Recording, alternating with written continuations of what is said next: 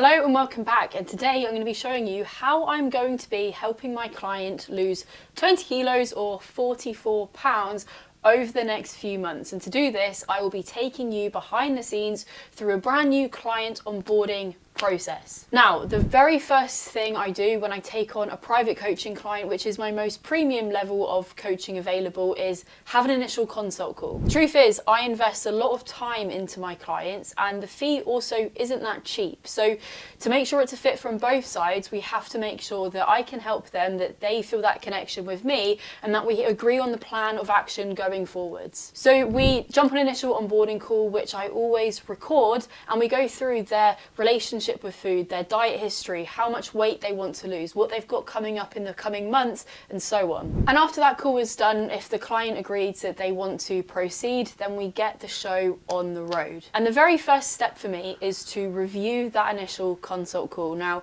I'm very chatty and I don't really have a strong memory. Some would say that I've got the memory of a goldfish. So it's really important for me to go through the notes and remember what we discussed. So I look at the data, we look at their relationship with foods, the diets that they've tried before, what's worked, what hasn't worked, and I use all of that information to create a suitable plan of action going forwards. So for this particular client, she has a case of the all or nothing mindset. She doesn't have a disordered relationship with food, and she does find that calorie tracking works well for her when she can be bothered to do it. So from my eyes, the logical step was to continue calorie tracking, but to have an exit strategy, because like she touched on, not everyone can be bothered to log their food in their phone forever. So that will be a big focus for us in months to come. But there's also no denying that from a coach's perspective, having a calorie allowance is great because it gives us data to look at. I can see my client's food diary, I can notice how their weight is moving, and we can go and give adjustments based on data, not based on emotions, right? And it also just provides another level of accountability. If someone is showing me their food plan, whether that is written down, whether that's pictures of their food, whether that is through tracking, it just means that they've got more eyes on them and they are going to be less likely to give up on themselves. Now, the next thing that I ask all of my private clients to do is to give me a timeline of their events going forward. So this client has a lot coming up. We've got Mother's Day, there's kids' birthdays, there's meals out, and it's just, you know, what life is all about, right? The goal for us isn't to make this client's life fit around weight loss, it's to make weight loss fit around this client's life. Because sure, we could go and give her crazy meal plans, we could tell her to have meal replacement shakes, cook like Gordon Ramsay, do 7 workouts every single week, but if she can't keep up with that for good, then what's the point? Because the weight is just going to come back on. So we'll be going through a lot of work around how to ditch the all or nothing cycle, how to fit the meals out into her calorie allowance, and how to actually plan her indulgences wisely. Because sometimes we just eat for the sake of eating, right? We overdo it and we don't even enjoy what we're having, and that is not the point. In my eyes, if it's not a hell yes, then it's a hell no. We'll then also support with some family meal planning, making sure that she's eating the right types of foods so that she's well fueled, but the main focus initially in the first few weeks is on that how much part, right? The how many calories she's having as opposed to what those calories are made up of. I'm very conscious that lots of women come to me having done absolutely everything and ultimately fizzle out. So we don't want to change too much too soon. I would rather tweak the portion sizes of her existing meals and prevent the fuck it eating or the sod it eating and try and have plans to manage that, as opposed to flip her life upside down and ultimately have her not be able to stick with it in the long run. Now, the next pillar that we look at is exercise and movement. So from an exercise perspective, this client already has a decent setup. She goes to group exercise classes, but she wants to get involved in running again. And again, given that this client has a lot on, she works, she has young kids, I don't want her doing too much too soon. So we are just going to be adding in 2 runs per week. Now, I've made these completely bespoke to her current fitness level. Some of my clients do a lot more than that, some of my clients do a lot less than that. It's really about meeting you where you are at. So she'll be having around a 20 to 30 minute run with some rest periods in there twice a week.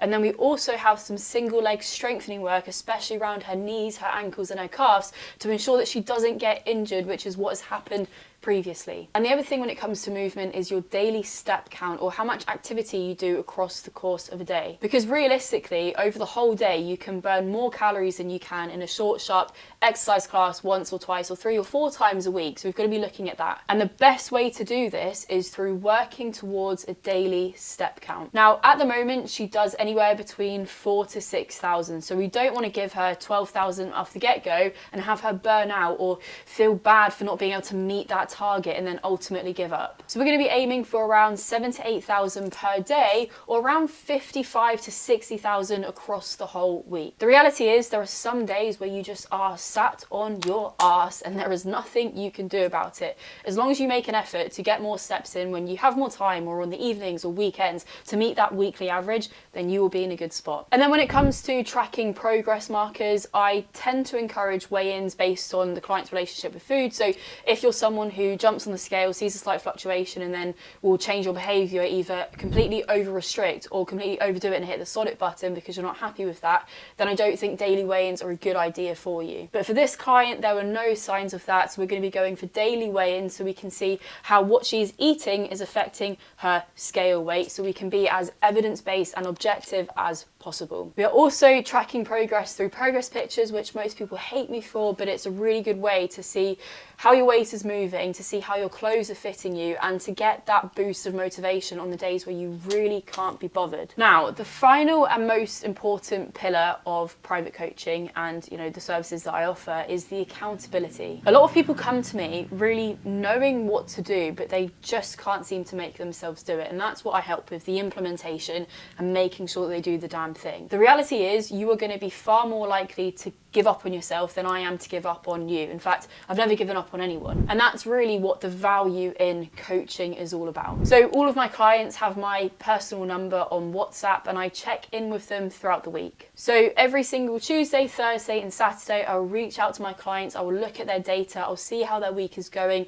and I'll make any adjustments, and I'll be there for a helping hand. If they need to have a run, if they've overeaten, if they feel demotivated, if they just want to quit, I will be there for them. And equally, if they want someone to celebrate with, if they want someone just to have a chat with, I am that person too. It's not just calories, calories, calories, calories, calories here.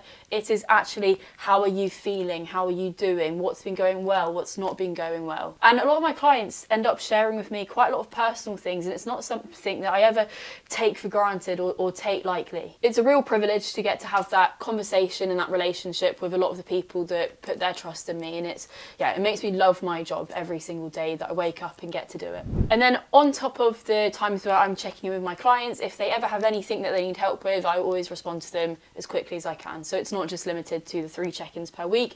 They have access to me whenever they want it. And then one of the most important parts about the coaching process is the weekly check-in. And for some people, it can sound a bit boring, right? But here's how it works for my clients. What I've started to make them do is answer a few questions, and then they send me a video of themselves talking through the questions. The video is sent on WhatsApp. It doesn't have to be long. And the reason why I do it is because you can say something, but your body language can show something completely different. For example, if we are 6, 7, 8 weeks in and you're saying, yeah, it's going well, I'm feeling fine, but your voice is, yeah, it's going well, been an all right week, I can very quickly see your shoulders are rolled forwards, your tone is off, something is going wrong. And it might not have anything to do with the program. It could just be that you've got a lot on your plate, and that is what we need to talk about. So client sends a video to me. I then either give them a detailed written response. We either jump on a Zoom call. If they're short for time, I send them a voice message, or I send them a video back. We see how things are going. We see what's working. We see what's not working. We refine,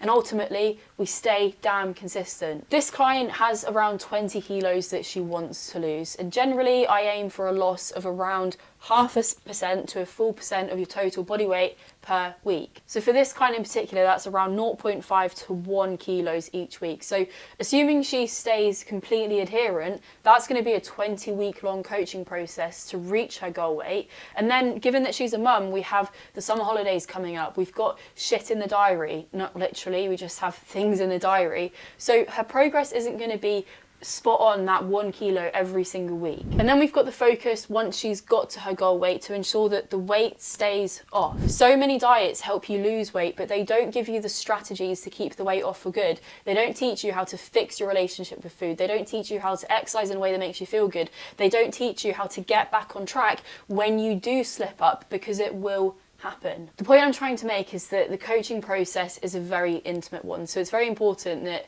the person who I'm working with is fully bought in, they like me, and also that I like them too. And if you've been listening to this thinking, yeah, you know what, this is exactly what I'm missing, then just head to fatlossfundamentals.co.uk, apply for private coaching, and let's see what me and my team can do for you.